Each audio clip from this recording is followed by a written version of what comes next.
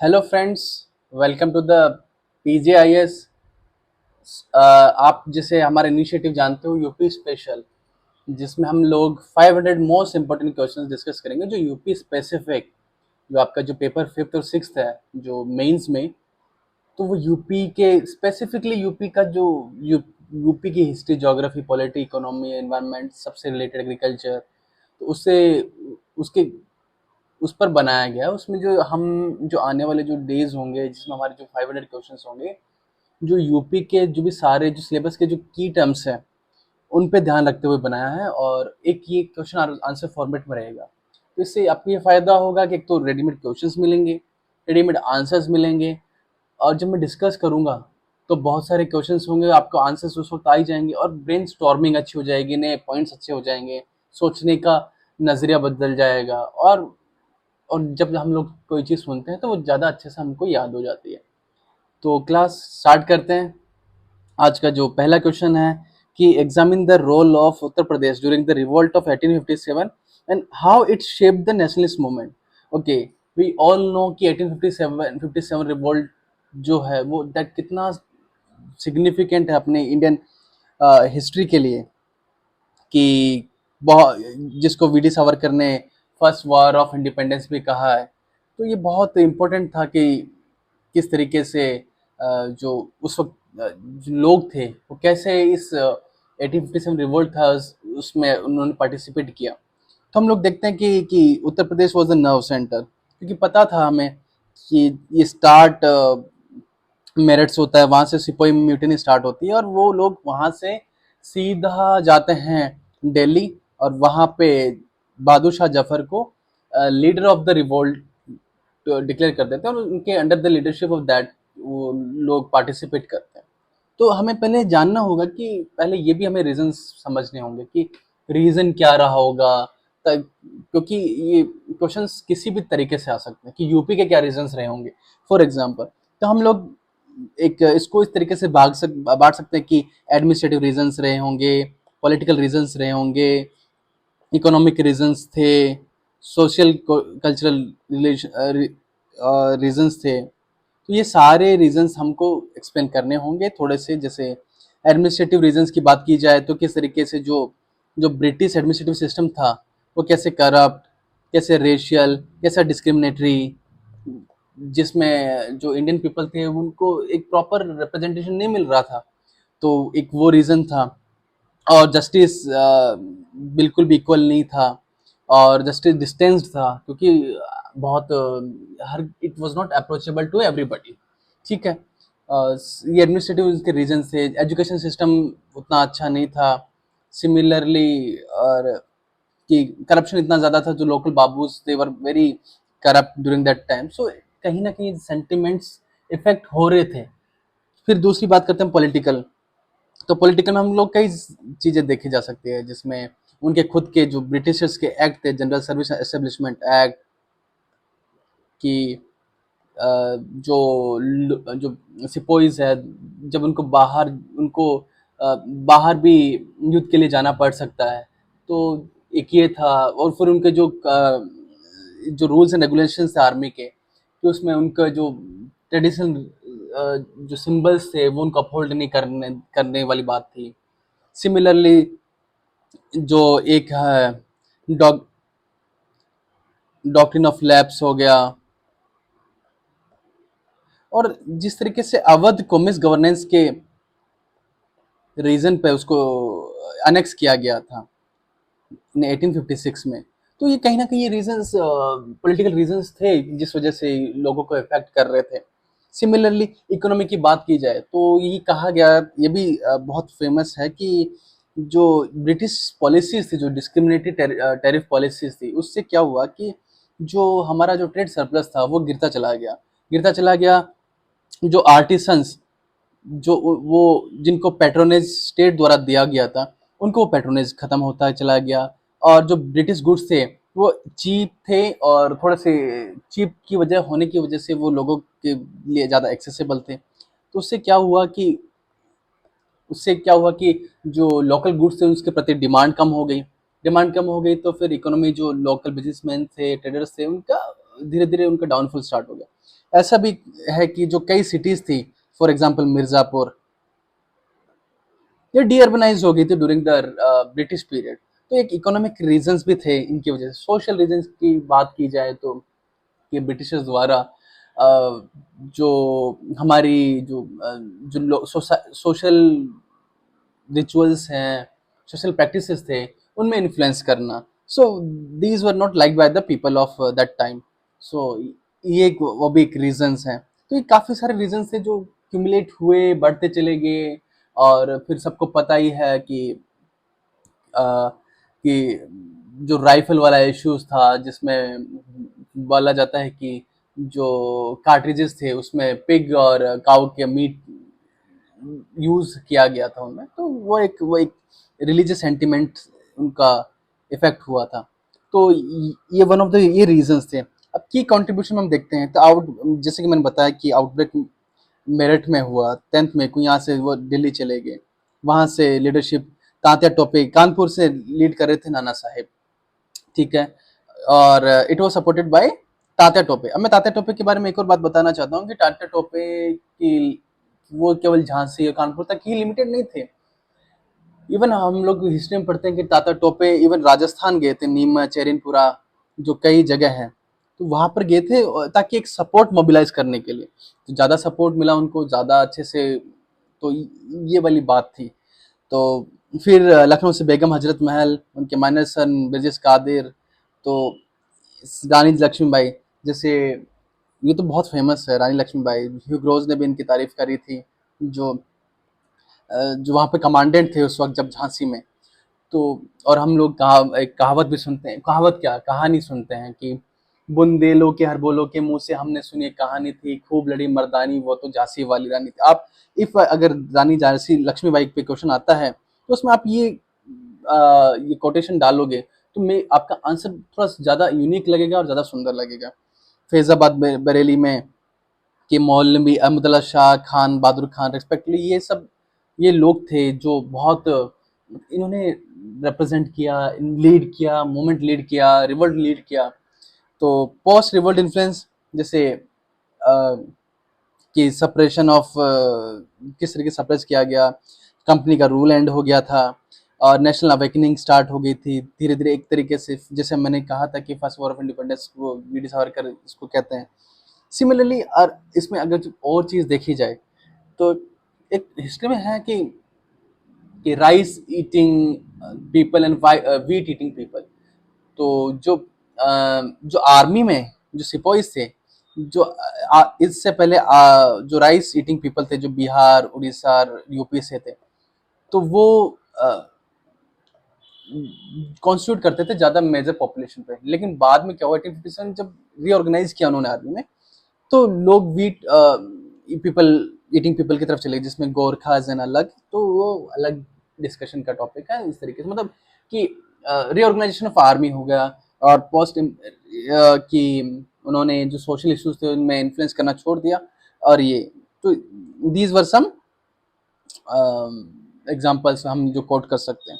Legacy की sites like Jhansi fort, residency of Lucknow and Bithoor became the memorials of resistance. Bithoor Kanpur में है। Culture memory of the revolt inspired the nationalist literature like Subhadra Kumari Chauhan and poem of Jhansi की रानी, जो मैंने अभी recently आपको सुनाई है। आप बिल्कुल उस पोएम को पढ़िएगा जब आपको अच्छा लगे, और वो काफ़ी इंटरनेट पे अवेलेबल है और वो आपको बहुत अच्छा लगेगा, मोटिवेटेड भी है और साथ ही साथ उसको आंसर्स में कोट करने के लिए भी बहुत इम्पोर्टेंट है। इवन एसेज में उसको आप पुट कर सकते हो। तो ये पहला क्वेश्चन था।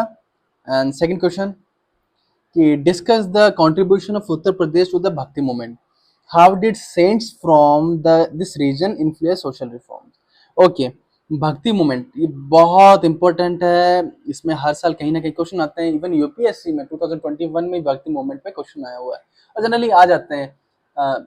अगर डायरेक्ट भक्ति मूवमेंट पे क्वेश्चन नहीं आएंगे तो भक्ति सेंट्स पे क्वेश्चन पूछा जाता है। जैसे 2018 में चैतन्य महाप्रभु में क्वेश्चन पूछा गया था। तो अब जैसे भक्ति, इसको आप ऐसे एक्सप्लेन कर सकते हो कि भक्ति मूवमेंट का मतलब रहता है कि भक्ति जिसमें direct connection between the person and god for their achievement of the salvation. मतलब उनको किसी मीडिएटर की जरूरत नहीं होती कि आप अपनी साल्वेशन के लिए। तो अ, इसीलिए भक्ति मूवमेंट, अब उत्तर प्रदेश में हम लोग देखते हैं कि बहुत सारे भक्ति सेंट्स थे जिन्होंने भक्ति मूवमेंट को स्प्रेड किया, भक्ति मूवमेंट के बारे में लोग मैसेजेस पहुंचाए, और इवन सोशल, रिलीजियस और पॉलिटिकल कल्चर में भी भक्ति का मतलब चेंजेस लाए। तो अब एक इम्पोर्टेंट बात और भी है कि ये आपको और भी कई क्वेश्चन में हेल्प करेगी। फॉर एग्जांपल, तो भक्ति it was not a new concept. ये सेवेंथ मतलब फिफ्थ सिक्स सेंचुरी एडी से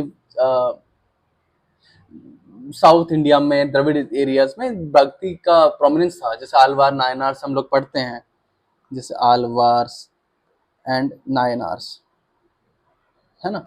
तो क्या होता, अब इसमें भी मैं आपको एक बहुत अच्छा सा कोट देना चाहता हूँ कि मैं लिख नहीं पाऊंगा, लेकिन सुनिए कि भक्ति द्रविड़ उपज्यो लायो रामानंद। तो भक्ति द्रविड़ उपज्यो, भक्ति द्रविड़ में पैदा हुआ, और जो नॉर्थ में उसको लाया गया था रामानंद के द्वारा। तो ये भक्ति का हमने थोड़ा सा आपके बारे इसमें डिस्कस किया गया। तो अब जब नॉर्थ इंडिया की बात करते हैं, उत्तर प्रदेश की बात करते हैं, तो भक्ति प्रिवलेंट था 11th सेंचुरी के बाद में प्रिसाइजली। क्योंकि जैसे जब क्या बोलते हैं टर्किश इन्वेजन हुए, तब धीरे धीरे भक्तिज्म, भक्ति मूवमेंट ये स्टार्ट हुआ। तो ठीक है, नोटेबल सेंट्स में उसकी बात की जाती है तो कबीर, सबसे पहले कबीर तो वाराणसी में पैदा हुए थे। उन्होंने बीजक कंपाइल किया गया था जिसमें इनके दोहे हैं और टीचिंग्स हैं। तो और आप भक्ति को दो तरीके में डिवाइड कर दीजिए, सगुणा और निर्गुणा। ठीक है, तो निर्गुणा निर्गुणा वो होते हैं जो फॉर्मलेस गॉड में बिलीव करते हैं कि गॉड की कोई फॉर्म नहीं होती। सगुणा की फॉर्म में बिलीव करते हैं। फॉर एग्जांपल चैतन्य महाप्रभु जो सगुणा है। और फिर होते तुलसीदास जी। तुलसीदास हिज रामचरितमानस इन अवधि डेमोक्रेटाइज द रामायण। जैसे इस ये कह सकते हैं कि ये पुराना से इन्फ्लुएंस है। उस वक्त भी रामायण, महाभारत, आज ये पुराणास हुआ करते थे। वो उस वक्त अनटचेबल्स को वो भी सुन सकते थे। ठीक है, तुलसीदास हुआ। और Ravidas ji, Dalit saint Varanasi, he who emphasise equality, dignity of labour and the casteless devotion. Okay, यहाँ पर सबसे मोस्ट इम्पोर्टेंट बात है कि जो रविदास जी हैं, रैदास जी जिनको और भी बोलते हैं, तो उनके जो डिसाइपल्स थे, तो मीरा भाई was one of the disciple of Raidas. तो अब आप ये देख लीजिए कि किस तरीके से कि even womens were also involve in the bhakti movement. ठीक है, Surdas ji, saguna bhakti known as the Braj Bhasha poetry dedicated to lord Krishna. अब जहाँ पर इम्पैक्ट्स की बात की जाए, तो सबसे पहली बात इम्पैक्ट्स की यह है कि जो सोशल जो स्ट्रक्चर था पहले का, उसको उन्होंने चैलेंज किया थोड़ा सा, और इसमें रिफॉर्म्स लाए, लिबरलिज्म हुआ, कास्टिज्म खत्म हुआ, आइडलेटरी, प्रैक्टिस ऑफ आइडलेटरी खत्म हुआ, और जो हायरार्कियल सिस्टम था वो भी कहीं ना कहीं उसको कमजोर हुई। और फिर जो कंप्लीटली डिवोशन हुआ लोगों के बीच में, और फिर गंगा जमुनी तहजीब हुई आपस में, क्योंकि इसी दौरान ना सूफीज्म भी प्रिवलेंट था। तो आपस में दोनों साथ में है, तो इस तरीके से दोनों के बीच में टॉलरेंस, एक्सेप्टेंस बढ़ने लगी, और एक हिंदू मुस्लिम यूनिटी का एक ब्रिज बन गया। ठीक है, और जब मैंने डिस्कस किया कि क्वेश्चन द ब्राह्मणिकल हायरार्की। ठीक, और जैसे लैंग्वेज डेवलप हुई, म्यूजिक डेवलप हुआ, language, music, art and crafts and ठीक है, इसके अलावा वीमेंस पे, उनकी लाइफ पे इफेक्ट हुआ, पॉजिटिव इफेक्ट हुए। और सबसे इम्पोर्टेंट बात और भी होती है कि पॉलिटिक्स पॉलिटिक्स ऑल्सो इन्फ्लुएंस। अब हम देखते हैं कि जो गयासुद्दीन तुगलक है, इवन मोहम्मद बिन तुगलक है, तो इनकी वेलफेयरिस्टिक पॉलिसीज, है ना। और सबसे इम्पोर्टेंट अकबर की वेलफेयरिस्टिक पॉलिसीज, जो सुलह कुल हम लोग डिस्कस करते हैं, और जो इनकी पॉलिसीज में जो सिंक्रेटिक कल्चर दिखता है, because it was one of the reason that कि bhakti movement was prevalent there. तो इस वजह से ये भक्ति मूवमेंट इतना इतना इम्पोर्टेंट हो जाता है। तो definitely there will be the question on the bhakti movement very soon. So और इसके इन्फ्लुएंस हुआ कि इन्होंने और जो नए नए सेक्ट्स हुए जो चैलेंजेस किए थे, जो और ऑर्थोडॉक्सी को चैलेंज किया, तो वो और आते हुए आए ड्यूरिंग, जैसे आर्य समाज देखते हैं हम लोग, ब्रह्म समाज देखते हैं, सनातनी मूवमेंट्स देखते हैं। और इनके जो पॉजिटिव आइडियल्स थे वो किस तरीके से हमारे फ्रीडम फाइटर्स में एक यूनिफिकेशन, कोहेरेंस और नेशनलिज्म की भावना को उत्पन्न करने में ये भक्ति के आइडियाज थे वो बहुत इंपॉर्टेंट रहे थे। Okay, next question, evaluate the significance of the Uttar Pradesh during the Mughal era with special reference to the architecture and administrative contribution। कि जो उत्तर प्रदेश में मुगल एरा में आर्किटेक्चर और एडमिनिस्ट्रेटिव कंट्रीब्यूशन क्या था मुगल एरा का। तो सबसे इम्पोर्टेंट बात है कि जो किस सत्ता का दरवाजा उत्तर प्रदेश से होके जाता है, तो ये तो जो उत्तर प्रदेश की सिटीज थी वो डायरेक्टली एंड इनडायरेक्टली कहीं ना कहीं जो मुगल एम्पायर कंसोलिडेट हुआ था उसके पीछे कहीं ना कहीं उनका रोल रहा है। तो इसको आप ऐसे या तो ऐसे स्टार्ट कर सकते हो कि हाउ स्टार्ट ऐसे कर कि बेसिक आप मुगल एम्पायर का इंट्रोडक्शन दे सकते हो कि after the battle of Panipat first in 1526 Mughal empire got establish in the India. या तो ऐसे कर सकते हो या फिर ऐसे भी कि Uttar Pradesh served as the administrative and cultural capital of the Mughals. तो ये इस तरीके से कर सकते हैं। ठीक है, अब जहाँ तक बात की जाए तो अब की एडमिनिस्ट्रेटिव की बात की जाए तो आगरा फोर्ट, आगरा से यहाँ Agra served as the capital of Mughal. Similarly Fatehpur Sikri was also served as the capital of the Akbar. So ये बहुत ज़्यादा वो रहे हैं, एडमिनिस्ट्रेटिव कैपिटल्स रही हैं। सिमिलरली जो उसके आस उत्तर प्रदेश की जो रीजन था वो खालसा लैंड में भी आता था, खालिसा लैंड में। तो खालिसा लैंड में ये होता था कि जो लैंड एंड रेवेन्यू होता था वो डायरेक्टली सबमिट होता था टू द स्टेट। वो किसी जमींदार, जागीरदार या फिर मनसबदार के पास नहीं जाता था, डायरेक्ट स्टेट की ट्रेजरी में जाता था। तो ये बहुत इंपॉर्टेंट रहता है। और फिर जो सेंटर ऑफ डिप्लोमेसी की मैं बात कर सकता हूँ कि आगरा कितना डिप्लोमेटिक सेंटर रहा था, क्योंकि वहाँ पर जसवंत सिंह जी के द्वारा छत्रपति शिवाजी को वहाँ लाया गया था। अगर वहाँ पे डिप्लोमेटिक स्किल्स अगर औरंगजेब शो कर देता तो मे बी हिस्ट्री दूसरी हो सकती थी, चेंज हो सकती है। चलो ठीक है, वो अलग बात है, लेकिन हाँ Agra served as the capital और डिप्लोमेटिक सेंटर सो भी। थर्ड की और भी कई रीजनल कैपिटल्स कह सकते हैं, जैसे काड़ा है ना, वो बहुत इंपॉर्टेंट थी। तो ये बहुत रीजन, और जो कई टाउन्स थे वो बहुत ज़्यादा ट्रेड के लिए साउंड्स हुआ करते थे, ट्रेड के लिए अच्छे होते थे। तो वही, और UP was one of the key सूबा of the Mughal administrative structure जो हमने पढ़ा। इसके अलावा कई गैरिसन सिटीज़ थी जो जहाँ पर आर्म्स एमिनेशन रखे जाते थे, उसमें जैसे इटावा हो गया, जौनपुर और इलाहाबाद। तो ये सिटीज़ हुआ करती थी, और मथुरा। और पॉलिटिकल की बात की जाए तो जैसे वी ऑल नो कि जो कन्नौज है वो इसलिए फेमस है कि 1540 में एक बैटल हुई थी, battle of Kannauj, between the शेर शाह सूरी एंड हुमायूं। जब इसमें हुमायूं हार गया था तो Sher Shah Suri ruler of India बन गए थे, and Humayun he had to move to the Persia, to the जो शाह तमस्क थे उस वक्त वहाँ के रूलर, उनके पास उन्होंने शरण ली थी। तो ये था कि कितना ड्रास्टिक एंड ट्रांसफॉर्मेटिव चेंज उस वक्त हमने विटनेस किया था। अब जहाँ तक की बात की जाए आर्किटेक्चरल अचीवमेंट्स की, तो Taj Mahal we all know, UNESCO world heritage site, 7 wonder. तो ये कि इसमें आप चाहो तो आप वो बता सकते हो कि वाइट सैंडस्टोन यूज़ हुआ है, मार्बल यूज़ हुए हैं। उस्ताद ईसा इसके आर्किटेक्चर थे, आर्किटेक्ट थे। और जो मीनार सिस्टम और पेट्राडूरा और अरबेसक और जो भी अच्छी अच्छी जो स्टाइल है, जैसे चार बाग, ये जो सारे क्या आर्च, ये आपको डोम्स, तो ये आप बता सकते हो। Fatehpur Sikri, it was founded by Akbar.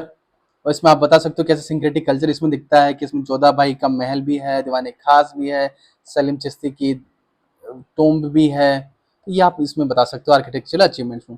Allahabad fort, Akbar Tom, Sikandra, Itmaduddaula, Itmaduddaula का टॉम, इसको कहा जाता है कि फर्स्ट वाइट मार्बल स्ट्रक्चर, और पीटर डुराबी इसमें बहुत यूज हुआ है। कल्चरल की बात की जाए तो हिंदुस्तानी क्लासिक म्यूजिक जो अकबर ने पैट्रोनेज दिया तानसेन को, वहाँ से डेवलप हुई है। लिटरेरी पैट्रोनेज, पर्शियन, हिंदू, अलग जगह जगह के लोग वहाँ पर रिसाइड करते थे, और भाषा भी डेवलप हुई। Miniature paintings, we all know कि जहांगीर कितने फेमस हुए, manuscript.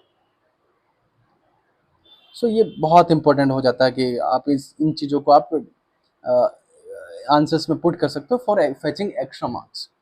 Long term influence, architectural models of the UP influence the Rajput, Maratha and colonial construction, जैसे वो छतरी, छज्जा, जाली वर्क्स, ये इंपॉर्टेंट होते हैं जो औरों में भी यूज हुए, इन्फ्लुएंस हुए। And it led the foundation of the Ganga Jamuni composite culture that we have already discussed. Next question, Uttar Pradesh was the epicenter of the Indian freedom struggle. Elucidate with the examples. Okay. जो Indian freedom struggle था तो उसमें उत्तर प्रदेश का role बहुत ज़्यादा था। एक तो हमें ये देखना चाहिए कि जो उत्तर प्रदेश का जो एरिया है वो काफ़ी बड़ा, एरिया की वजह से, ठीक है, पॉपुलेशन ज़्यादा होने की वजह से, और एग्रीकल्चर सरप्लस, इकोनॉमी, तो इस वजह से ये फैक्टर्स इन्फ्लुएंस करते हैं कि कैसे भी उस वक्त फ्रीडम स्ट्रगल में ये इन्फ्लुएंस किए थे, ठीक है। वी ऑल नो कि Uttar Pradesh played a central role in the Indian freedom struggle, contributing the mass mobilisation revolutionary activities, जिसे हम लोग डिस्कस करते हैं अभी। जैसे कि पहले हमने डिस्कस किया कि रिवोल्ट ऑफ 1857, कैसे जो सेंटर्स थे जैसे कानपुर, झांसी, लखनऊ, मेरठ एंड अलग बरेली, ओके। सो फिर ये दूसरी बात, हम लोग ये हम पहले मूवमेंट्स देखते हैं, फिर उसके बाद में और एडिशनल जो चीज़ नॉलेज होगी मैं उसमें बताता हूँ। Non cooperation movement, Gorakhpur was very famous, और इसी दौरान कई स्कूल्स सेटअप हुई थी, कई कॉलेजेस सेटअप हुए, कई यूनिवर्सिटी सेटअप हुई थी, ठीक है। और नॉन कॉपरेशन मूवमेंट को विड्रॉ भी तब किया गया था जब चोरी चोरा इंसिडेंट हुआ था 1922 में, तब विड्रॉ किया गया था। तो UP had a specific and significant role in that. Civil disobedience movement की बात की जाती है तो Allahabad became the major strategic centre. इसके अलावा नो रेंट कैंपेन,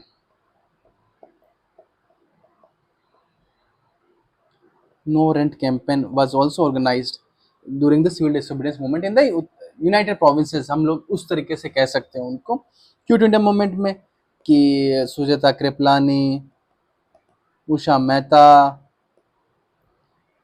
और सरोजिनी नायडू, तो अंडरग्राउंड रेडियो उन्होंने इसमें ही यूपी में ही किया किया था। अब बलिया में हम लोग देखते हैं कि चिट्टू पांडे के नेतृत्व में एक पैरेलल गवर्नमेंट की स्थापना होती है, ठीक है। इसके अलावा हम और भी डिस्कस कर चीज़ें कि रिवोल्यूशनरीज की बात की जाए तो आप ले लीजिए कि चंद्रशेखर आज़ाद और बिस्मिल, अन्य अधिकतर, और ठीक है।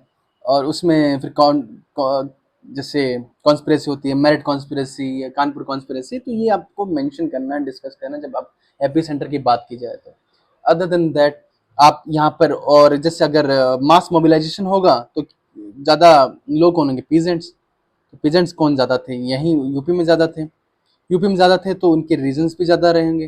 तो आप एक आध मूवमेंट में मेंशन करते हैं, जैसे एक का मूवमेंट मेंशन कर दो, मदारी पासी उनके लीडर हुआ करते थे तो वो कर सकते थे। अब की फ्रीडम फाइटर्स की बात होती है तो पंडित जवाहरलाल नेहरू, ठीक है, इंपॉर्टेंट फिगर। मोतीलाल नेहरू, पुरुषोत्तम दास टंडन, सुभद्रा कुमारी चौहान, मौलाना अबुल कलाम आजाद, राम प्रसाद बिस्मिल, ये हमने डिस्कस किया अभी, ठीक है। इनके अलावा आप मेंशन कर सकते हो कि मदन मोहन मालवीय,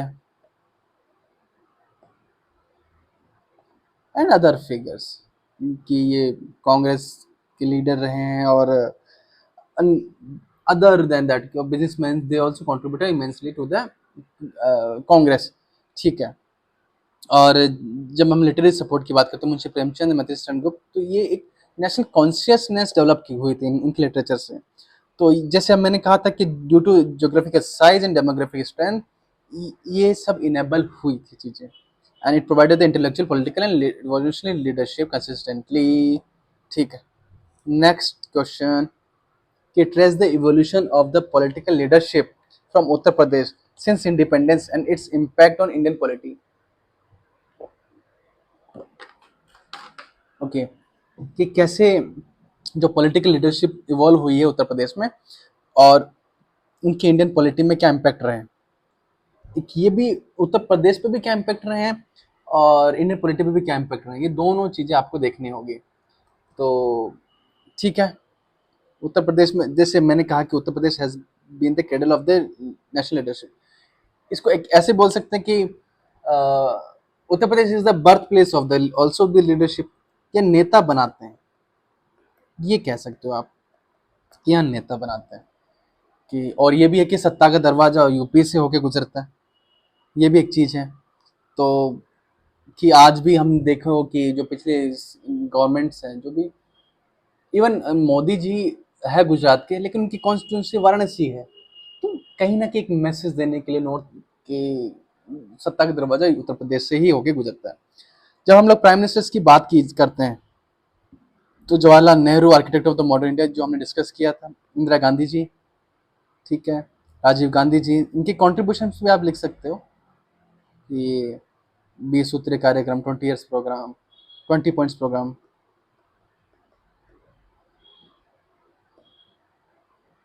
और राजीव गांधी जी की introduce the technological modernisation, VP Singh, Atal Bihari Vajpayee and others.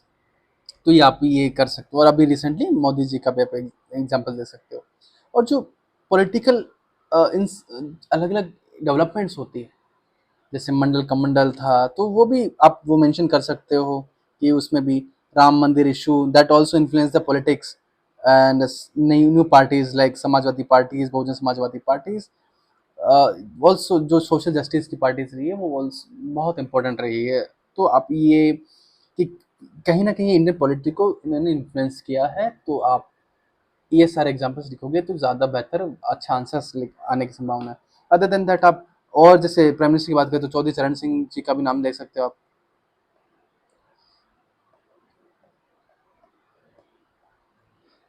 Shastri ji, इनके अचीवमेंट्स भी डिस्कस करने साथ में, चंद्रशेखर, ये सब आपको डिस्कस करना है। और जब जो पॉलिटिक की बात होती है तो पॉलिटिकल लीडरशिप भी वैसे डेवलप हुई है। तो पहले बाद में एक, तो आपको ये सारे एग्जांपल्स पुट करने हैं, ताकि फॉर अच्छे आंसर्स के लिए। अब जैसे मैंने बताया था कि सत्ता का दरवाजा यूपी से होकर गुजरता है, क्योंकि 80 लोकसभा सीट से किसी पार्टी को अच्छी ज़्यादा मेजोरिटी सीट आ जाएगी तो वो कहीं ना कहीं सरकार बनाने की काबिलियत रखता है, ठीक है।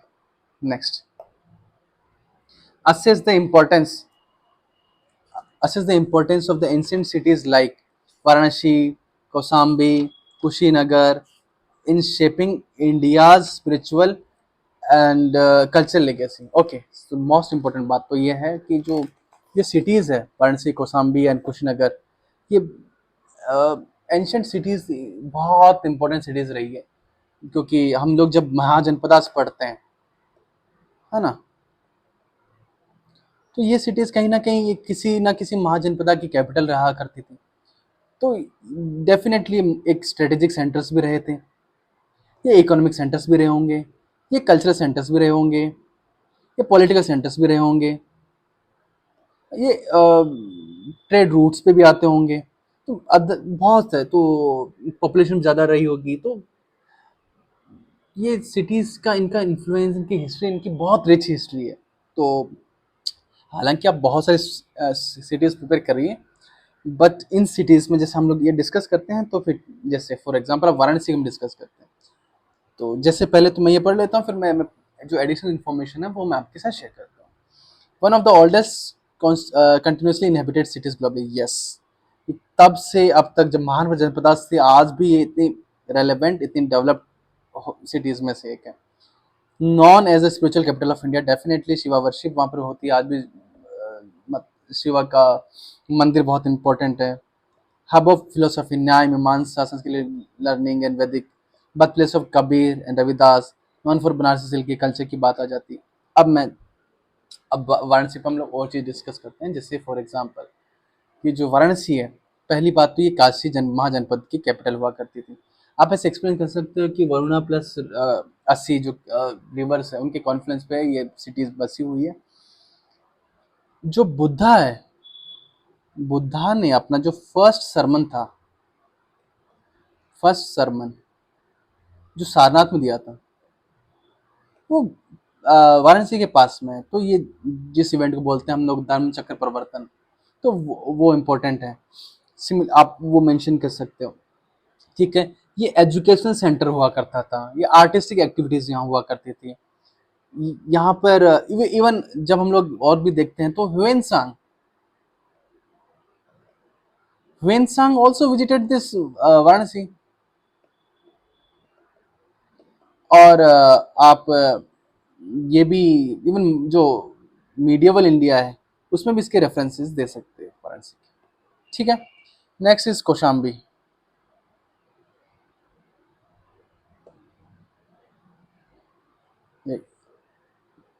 ठीक है, तो ये एक इम्पोर्टेंट ट्रेड सेंटर हुआ करता था, ठीक है। वत्स महाजनपदा की कैपिटल हुआ करती थी, साइट ऑफ, और Buddha frequently visited this site. और अशोकन पिलर मिलता है, Ali Buddhist scholarship and political governance की सिटी हुआ करती थी, ठीक। इसके अलावा हम लोग देखते हैं कि कौशाम्बी एक ट्रेड रूट पे स्थित थी। यहाँ से ताम्रलिप्ति जो बंगाल में है, वहाँ ट्रेड रूट जाता था। और मतलब बहुत इंपॉर्टेंट सिटी हुआ करती है यहाँ से चंद्रकेतुगढ़ भी, जो 22 का परगना में। तो ये एक इंपॉर्टेंट सिटीज, आप इसके रेलेवेंस इस तरीके से आप लिख सकते हैं, ठीक है। थर्ड है कुशीनगर।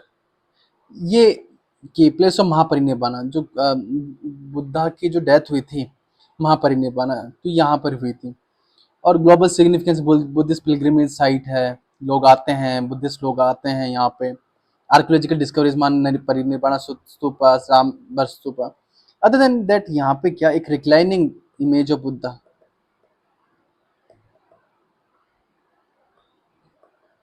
वो भी फाउंड हुई है, ठीक है।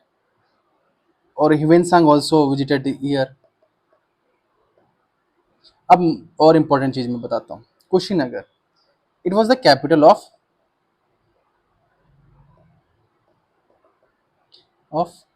मल्ला, जो महाजनपद था।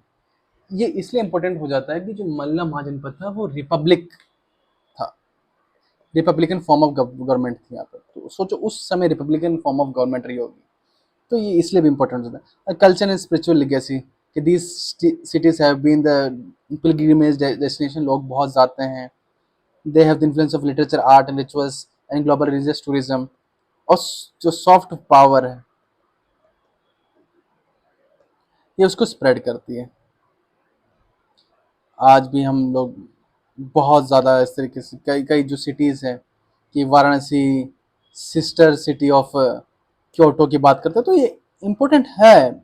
आप ये चीज़ें जब लिखोगे आंसर में, तो ये डेप्थ ऑफ द नॉलेज दिखेगी आपकी, कि किस तरीके से आप क्या पढ़ते नहीं हो, आप समझते भी हो चीज़ें।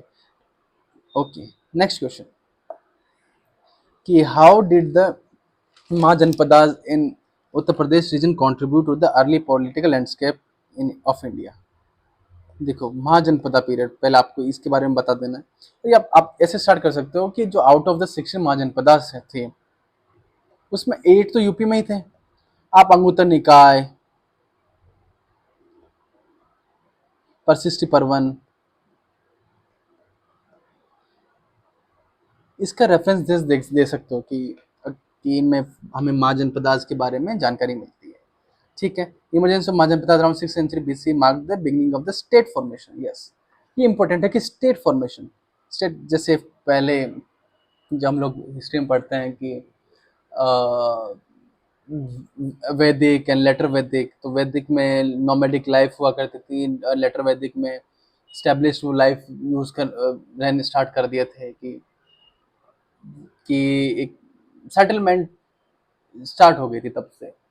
तो धीरे धीरे सेटलमेंट हुई, लो पॉपुलेशन बढ़ी, हाँ, एग्रीकल्चर सरप्लस हुआ, ट्रेड कॉमर्स डेवलप हुए होंगे, और आपस में रिलेशंस मेंटेन हुए होंगे, धीरे धीरे एक रूल्स एंड रेगुलेशंस बने होंगे, किसी को एक लीडरशिप डेवलप हुई होगी। तो ऐसे करते करते स्टेट फॉर्मेशन हुआ होगा। तो स्टेट फॉर्मेशन हम लोग पॉलिटिकल एक व्यू है कि पॉपुलेशन होनी चाहिए, लेजिटिमेट फॉर्म ऑफ गवर्नमेंट होनी चाहिए, और एरिया होना चाहिए, सॉवरेंटी होनी चाहिए। तो स्टेट फॉर्मेशन तब हुआ। मेजर महाजनपदासी हम लोग काफ़ी हमने डिस्कस किया, जैसे कौशला 8 है। तो मैं 8 के नाम आपको डिस्कस बता देता हूँ। यूपी में कौन सा था कि काशी था, कौशल था, मल्ला, वत्स, कुरु, पांचाल, सूरसेना, छेदी, जिसकी कैपिटल सत्यमाती है। तो आप इनकी कैपिटल याद जरूर रखिएगा। तो उससे क्या होता है कि प्री में क्वेश्चंस बन जाता है, और अगर आप आंसर्स को रीच करना चाहते हो तो जब कैपिटल्स के नाम लिखोगे तो आपके ज़्यादा अच्छे और अच्छे मार्क्स आ जाएंगे। तो इसमें जो मेजर महाजनपद है उनके लीडर्स हैं, जैसे प्रसेनजीत और उदयन, इसमें वत्स में। तो ये आप डिस्कस कर सकते हो। मल्ला जो हमने डिस्कस किया है, पॉलिटिकल कंट्रीब्यूशन है कि मोनार्की और republican form of the government था, presence of council sabha samiti, reflected the participation making, promoted urbanisation, urban centres हुआ करते थे। जो ये सारे जो हमारे जनपदा सेंटर्स थे वो ट्रेड सेंटर्स भी हुआ करते थे, है ना।